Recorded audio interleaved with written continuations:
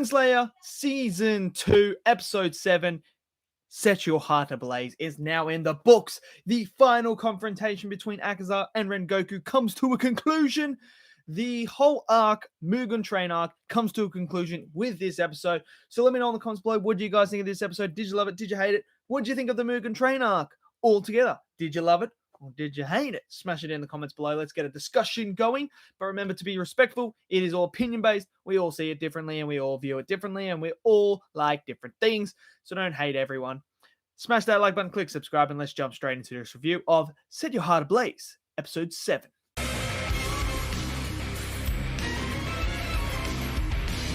Okay, so Episode 7. Look, I knew what to expect coming into this episode, because I had seen the movie and I've read some of the manga as well. So I knew what was coming and I knew it. But I tell you what, it still never prepared me for it. It's one of the saddest moments ever. It's just so sad. Like, it's just, words can't describe how sad this episode is. Why is it so sad is because my boy Rengoku, the GOAT of Demon Slayer, the greatest character of all time of Demon Slayer, just my opinion. So it's not fact. It's just my opinion. He's personally my favorite. But this is his final hurrah.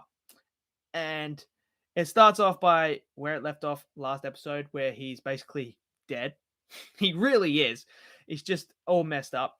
And you're thinking to yourself, bro, this guy is the final line to protecting everyone.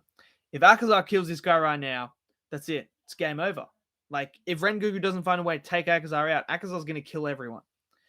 So, he grits his teeth and he gets down to business.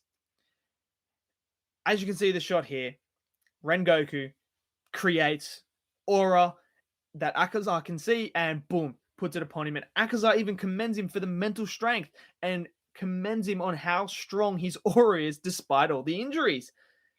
Which is something that you can't really say about other characters at this point in the series. But obviously, there is something there. And Rengoku is showing that, look, I need to fulfill my duty. And he gives that spiel about pushing past your limits that is so incredible and unleashes the ninth form, Rengoku. And comes in with what Leo likes to say, the Flaming Dragon.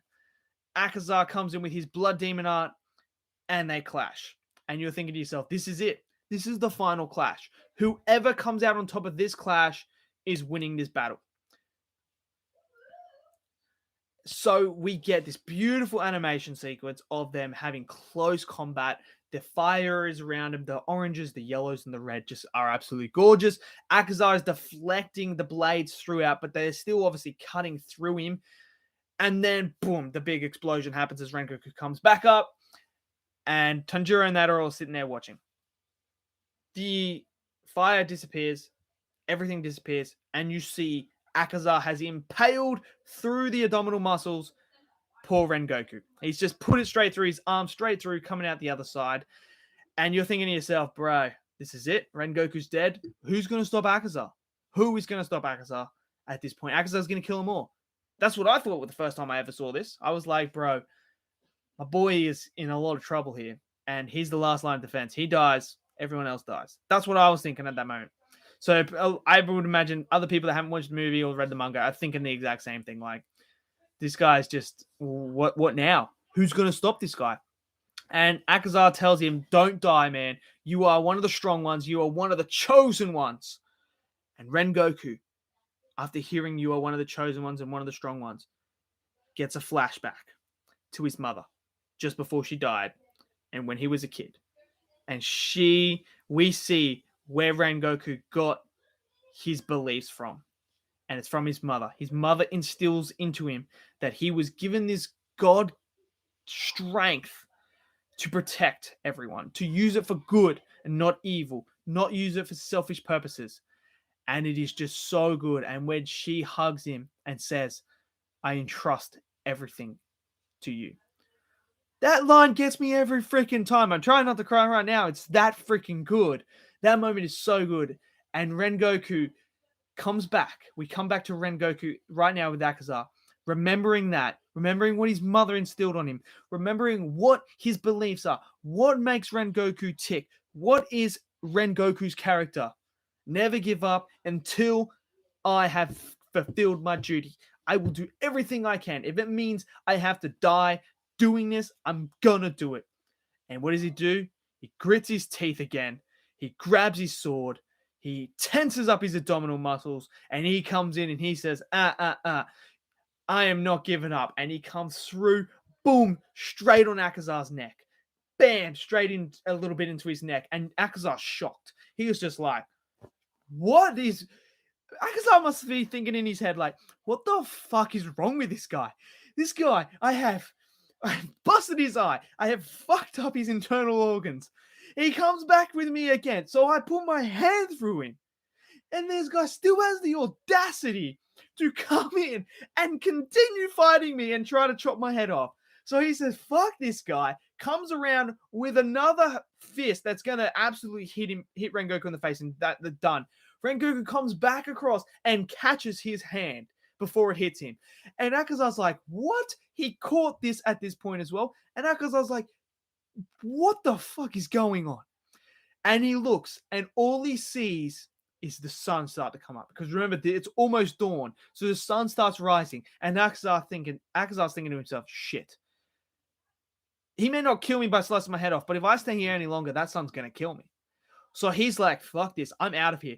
And as he goes to pull his hand out, Rengoku is in such a high mental state right now that he is feeling no physical pain. He is so concentrated on completing his mission of saving everyone and defeating Akaza that he tensed so hard in his abdominal muscles that he has hold Akaza there, and Akaza can't move.